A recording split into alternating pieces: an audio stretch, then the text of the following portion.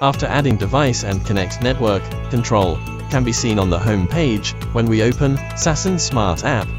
Click Control on the home page, View Circuit List. Click the switch button on the right side of the circuit, remote control each line.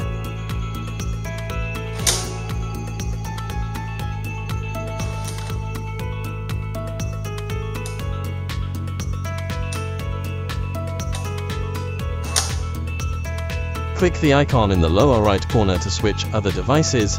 You can click each circuit in the circuit list to view the details of each line's electricity state, such as power consumption, voltage, current, temperature, leakage value. Set up each line's picture name, over/under voltage threshold, maximum rated current, power consumption of month, lock manual switch on interface, detail.